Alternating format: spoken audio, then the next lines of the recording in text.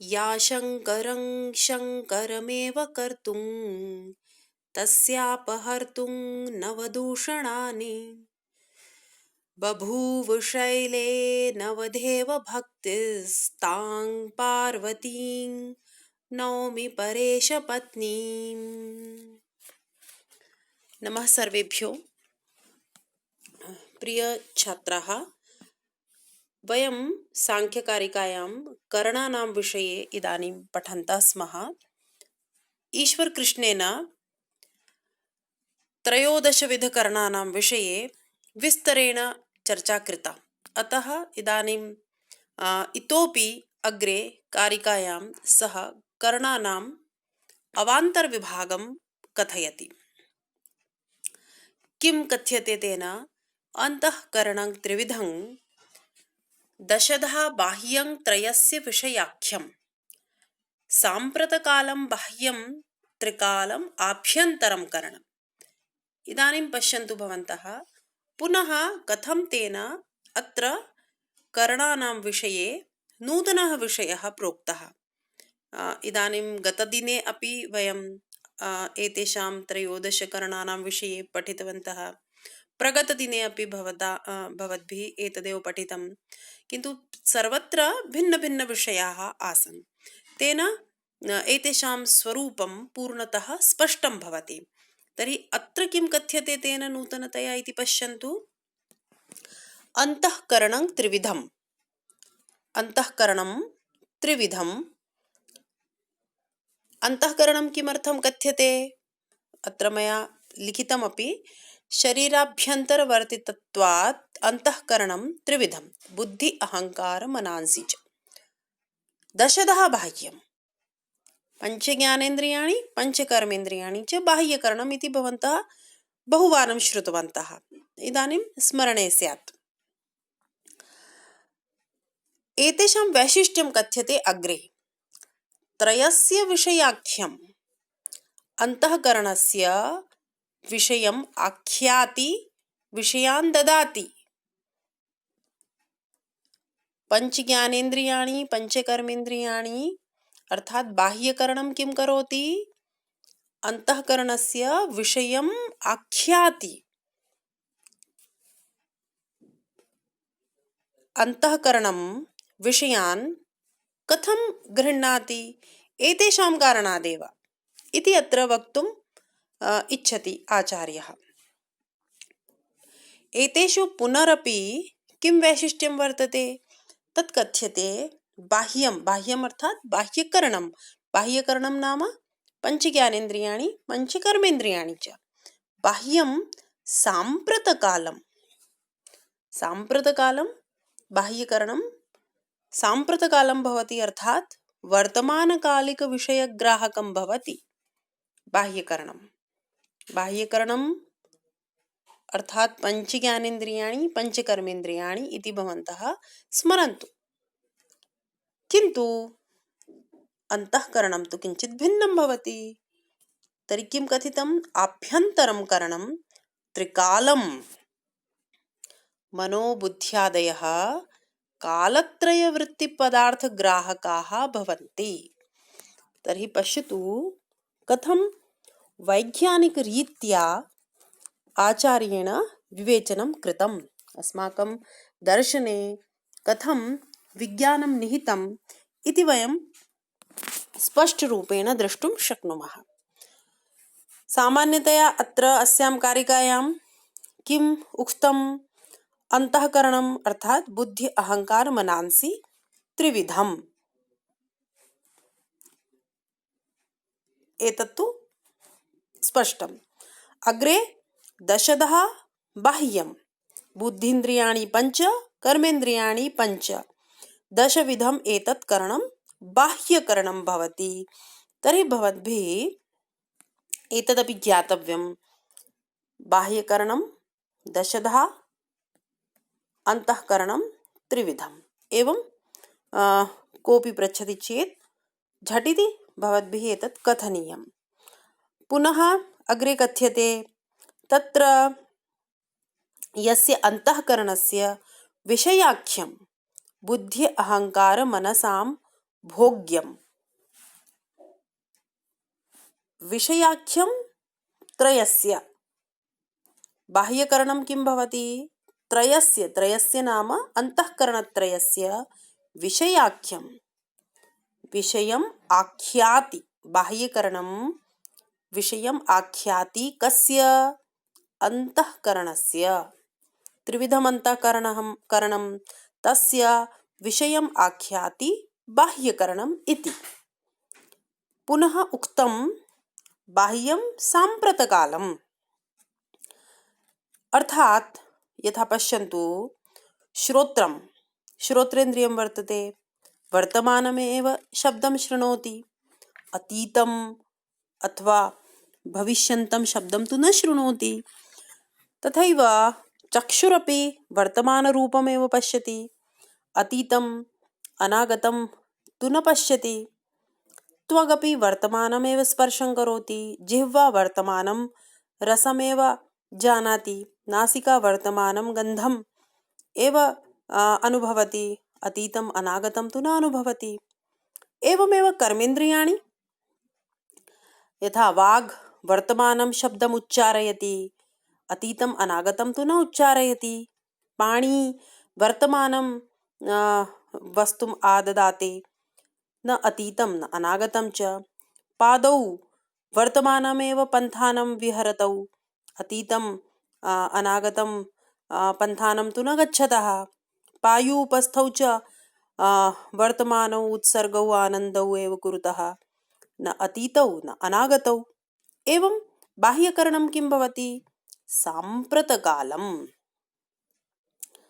कियत् सुन्दरं विवेचनम् अस्ति अत्र, पश्यन्तु भवन्तः। एवं आधुनिककाले तु विद्वांसः बहु अनन्तरम् एतत् सर्वं ज्ञातवन्तः स्युः। अस्माकं दर्शनशास्त्रे सूक्ष्मरूपेण एतत् सर्वमपि विवेचनं वर्तते। तर्हि कथं स्पष्टीकृतं? बाह्यकरणं साम्प्रतकालं भवति। तत्र वर्तमानकालिकं विषयग्राहकमेव। तत्र अतीतविषयाणां ग्रहणं न भवति, अनागतविषयाणां ग्रहणं न भवति, किन्तु अंतःकरणं तु विशिष्टं। तस्य शक्तिः महती वर्तते। अतः किमुक्तं? त्रिकालम् आभ्यन्तरं करणं। बुद्धि अहंकार मनांसि त्रिकालविषयाणि गृह्णन्ति। बुद्धि वर्तमानं घटमपि जानाति, अतीतम् अनागतं घटमपि जानाति, घटं पटं सर्वान् विषयान्। अहंकारो वर्तमाने अभिमानं करोति, अतीते अनागते अपि करोति। तथा मनः वर्तमाने संकल्पं कुरुते, अतीते अनागते अपि कुरुते। एवं त्रिकालम् आभ्यन्तरं करणम् इति स्पष्टम्। तर्हि अत्र विशिष्टविषयं भवन्तः ज्ञातवन्तः। हिंदी भाषायामपि स्पष्टीकरोमि, किमपि काठिन्यं प्रायः न स्यात्। यहाँ पर अंतःकरण जो 3 प्रकार का है और जो 10 प्रकार का बाह्यकरण है, अर्थात पंच ज्ञानेन्द्रिय और पंच कर्मेंद्रिय, उन 13 करण के विषय में एक विशिष्ट तथ्य का उद्घाटन किया गया कि इनमें ये जो 10 प्रकार का बाह्यकरण है, ये इन 3 अंतःकरणों के लिए विषयों का आख्यान करता है, विषयों को प्रदान करता है। और यह बाह्यकरण कैसा होता है? सांप्रतकाल, वर्तमान कालिक विषयों का ग्रहण करने वाला होता है, क्योंकि इनमें अंतर होगा ना, कुछ दोनों एक ही प्रकार के तो न होंगे। इसीलिए कहा कि बाह्यम सांप्रतकालम और आभ्यंतरकरणम त्रिकालम। कहा नहीं, यह वस्तुतः जो तथ्य है, जो तत्व है, जो वस्तु स्थिति है, उसे यहाँ अभिव्यक्त किया गया। और इसमें कोई जो है वह आशंका संदेह की स्थिति नहीं बनती है। तो यह स्पष्ट है कि जो बुद्धि, मन और अहंकार है, ये 3 अंतःकरण हैं, और पंच कर्मेंद्रियां और पंच ज्ञानेन्द्रियां ये बाह्यकरण हैं। बाह्य इंद्रियां अंतःकरणों की विषयभूत है। बाह्य इंद्रियां जो 10 हैं, ये केवल वर्तमान काल, सांप्रत काल का ही व्यापार करने में समर्थ है, लेकिन जो अंतःकरण है उसकी शक्ति असीमित है। वह अतीत, अनागत और वर्तमान तीनों कालों में कार्य करने में समर्थ होता है। इसीलिए इसे त्रिकालम कहा गया। इसे अंतःकरण क्यों कहते हैं? क्योंकि जो बुद्धि का कार्य है अध्यवसाय, अहंकार का जो कार्य है अभिमान और मन का जो कार्य है संकल्प, इनकी स्थिति शरीर के अंतर्वर्ती होती है, अंदर होती है, इसीलिए इन्हें अंतःकरण कहा गया है। और जो ये बाह्यकरण है, पंच ज्ञानेंद्रियां और पंच कर्मेंद्रिय, ये बाह्य व्यापार की साधक बनती है, इसीलिए इन्हें बाह्यकरण कहा जाता है। और अब जो यहाँ विशेष विषय कहा गया कि यह बाह्यकरण क्या है? त्रयस्य विषयाख्यम, ये अंतःकरण के व्यापार में सहायक होते हैं। संकल्प आदि व्यापार की ये जो इंद्रियां होती हैं, ये साधन बनती हैं। शब्द आदि के जो विषय होते हैं, संकल्प आदि वृत्तियों का उदय होता है, वह ज्ञानेंद्रियों पर ही अवलंबित होता है।